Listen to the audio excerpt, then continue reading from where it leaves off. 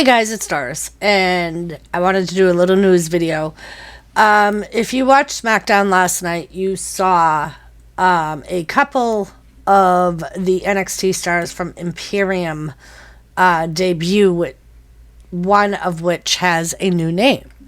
We saw Gunther and we saw Marcel Barthel show up. Apparently, they kind of nixed Aichner coming in.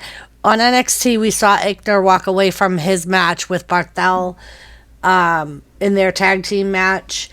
And then on Friday, we saw Gunther and Barthel debut. Barthel is now called Ludwig Claus. And he came out as kind of like a valet type of person for Gunther. But he was in wrestling trunks. We also saw Raquel Gonzalez debut. She is now Raquel Rodriguez. Another person they're considering for a call-up is LA Knight. So we will see about that. Knight was considered for a main event managerial position, but that hasn't been confirmed yet. We haven't heard anything else about Knight other than consideration to call him up. Another thing we heard about was some possible a teasing of the uniting the WWE Tag Team belts. Roman Reigns said that the Usos were going to be on Monday to challenge RK Bro for their belts in a winner-take-all match.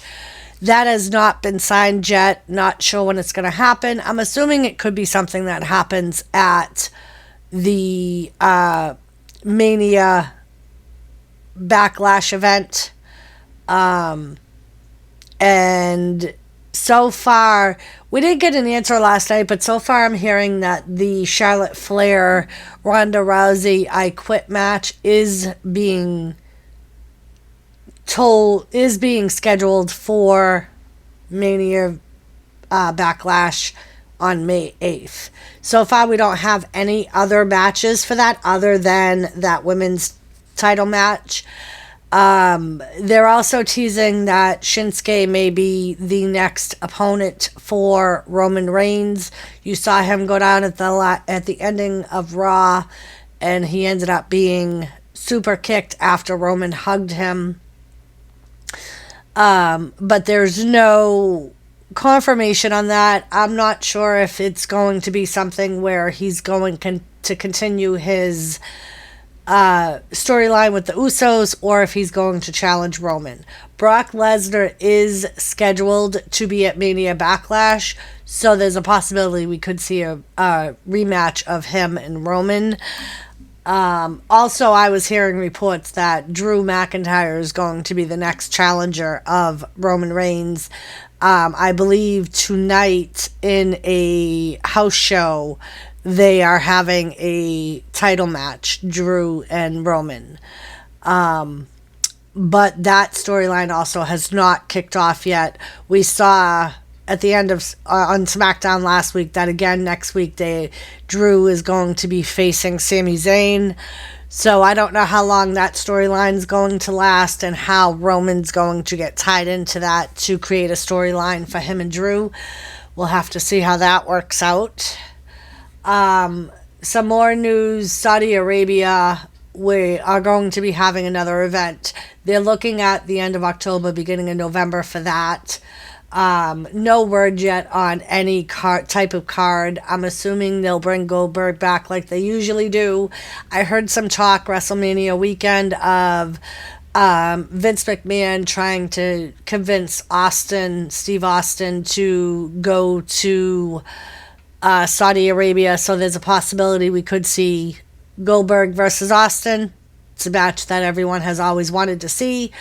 But there's, like I said, there's no definite word on that card yet. They're just saying that it's either going to be it's going to be around Halloween time, end of October, beginning of November. Also, a little bit of AEW news. Hook is going to be going to the indie circuits. He is scheduled for May 14th for a indie show. It'll be his first time away from AEW. It is in New York. It's in Melville, New York. So if you see any wrestling shows in Bellevue, New York, I believe May 14th, that is where Hook will be. No word on yet on what his match will be. Also, we saw the return of Lacey Evans last night in a promo, talking about her upbringing. I am assuming that this is like a character change for her. She's still a Marine. But this is the first time we've seen her since she left due to her pregnancy in 2021. She gave birth October 16th. She still hasn't been assigned to a show as far as SmackDown or Raw, but it's a possibility she's on SmackDown. They did show her on SmackDown. They did say that next week we will hear from Lacey again. So we'll have to see how they're moving on with this. I really don't know what's going to happen, because we saw the return of Alexa Bliss. We've seen her once in a match. Yes, they're saying that she's planning her wedding. It still kind of boggles my mind. I believe Corey Graves and Carmella this week are getting married, I think I heard, because they're like going on a honeymoon or something like that. But so we'll see where it goes. I mean, hopefully they're not going to have these women return. We're also anticipating the return of Bayley. Hopefully they're not having these women return just to drop them and not use them. So far, that's what they've done with Alexa Bliss. We went through the whole therapist thing for that 6 weeks or whatever it was. She had one match at TLC or Elimination Chamber, and then we haven't seen her since. So we will see what happens as far as Lacey goes.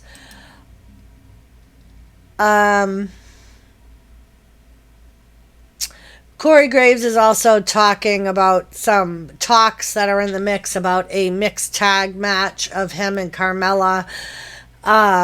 He talked about the couples he would want to face. He doesn't want to face Edge and Beth. He doesn't want to be glam slammed. He said it would be more likely Miz and Maurice that they would face. But a little more on Hook. It's going to be APRO New York's grandest stage event in Melville, New York.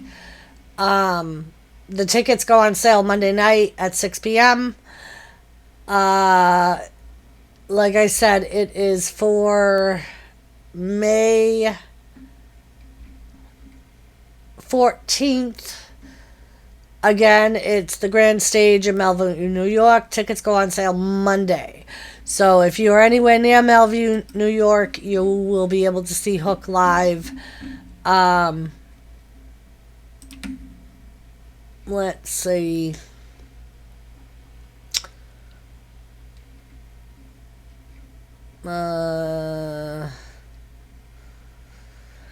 Next Saturday, they are having an AEW Battle of the Belts. For Monday, apparently Cody Rhodes is going to be scheduled. He is going to wrestle. He's supposed to face The Miz in a singles match. And apparently there's going to be a special edition of the VIP lounge We saw MVP turn against Lashley last week, aligning himself with Omos. Roman Reigns also is being advertised. The Usos, Drew McIntyre, The New Day, RK Bro, Bianca Belair, Becky Lynch, Seth Rollins, and Kevin Owens are all being advertised for the show. The arena has it marked as the Bloodline versus McIntyre and The New Day. But they're saying that will likely be a dark match. So far it looks like what WWE is advertising for Raw is Veer Mahan versus Rey Mysterio, Damian Priest versus AJ Styles, women's tag team champion Sasha and Naomi against Liv and Rhea, Cody Rhodes versus The Miz, MVP and Omos discuss Bobby Lashley and address the WWE Universe on a special edition of VIP Lounge. So that's what we're looking at so far for the actual card. WWE is also advertising Roman sending the Usos to challenge RK Bro to unify the titles.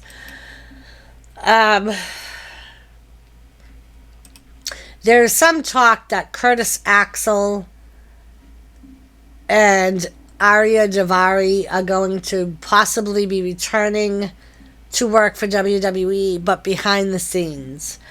We know that Curtis Axel was released in 2020 with some budget cuts. He's been away from wrestling since. He tried out for a producer role apparently on this past week's SmackDown. Arya Daivari may be returning as well. He also participated in a producer's tryout on SmackDown, working with Chris Park to produce Drew McIntyre's count-out win with Sami Zayn. Daivari's brother, veteran pro wrestler Sean Daivari, also currently working as a producer. He was with WWE as a wrestler 2016 to 2021 and was released because of budget cuts. He's been working for AEW, New Japan, and NWA since. But there's no word yet on how either man's tryout went. No word yet on if either one of them will definitely be returning. If you saw the tweet, apparently Tony Khan tweeted about bots. It was a tweet that he put out that he had commissioned an independent study that showed the staunchest anti-AEW members of social media were creating bots to criticize the promotion. One of these wrestlers was the bad boy Joey Janela. He supposedly took to Twitter jokingly suggest that he was behind the anti-AEW bots. He tweeted, "It's just me, Tony. It was me all along." Other wrestlers, including Becky Lynch, AEW's own Evil Uno, parodied Tony Khan's tweet. Uno also used the opportunity from the extra attention to promote support for LGBTQ rights. An independent study confirmed that much of the staunch anti-Becky in the area booers aren't real individuals. It's a staff running thousands of AI. An army of bots, Lynch tweeted. Look closely, these aren't real people. Who'd pay for such a wildly expensive thing? If you haven't heard, I did do a news report earlier this week, but I ended up taking it down because it got all screwed up.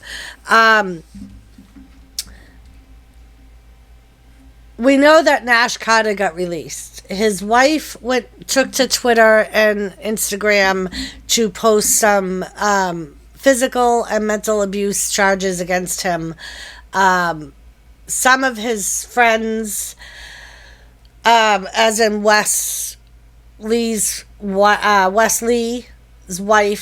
Kimber, is taking to defense of Nash Carter, saying that the only reason that his wife posted those things was because Nash Carter filed for divorce on Monday.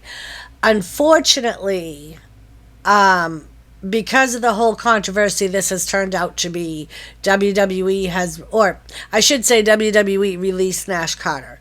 Some people are saying that it may not have anything to do with the physical and mental abuse allegations, because WWE has not released the reason why they released Nash Carter. But they were forced to relinquish the NXT titles that they won at Stand and Deliver. WWE announced it on the 8th that the titles were relinquished. They did not, in their announcement, they didn't mention MSK, and they have not acknowledged Carter's release. And Carter's WWE profile page is still live as of right now. We know that they announced Grayson Waller and Sanja versus MSK, but that was before Carter's departure. There's no word yet on in my mind, they're probably going to have some type of tournament. We have not heard yet what's going to happen with Wesley. His wife, Kimberly, believes that not only did Carter's wife destroy Carter's career, she's also destroyed Wesley's career, because they've been longtime tag team partners. They came into the company together, and she believes this is going to make Wesley's career with WWE fizzle out. So we haven't heard much more on that since the release of Nash Carter. We'll have to wait and see what happens with that. All we know is that they released Carter and have relinquished the titles.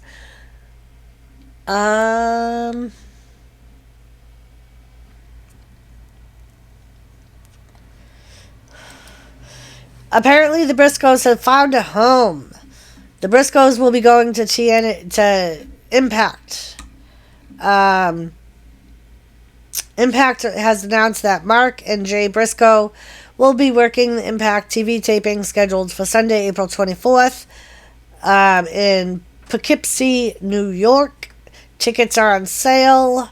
The Briscoes debuted for the Impact at the special Multi-Universe Matches event last Friday during WrestleCon, losing the main event to the Good Brothers. Mark and Jay lost their Ring of Honor World Tag Team titles. So it was recently reported that Impact wants to use the Briscoes as regulars, but there's no word on if they would be signed.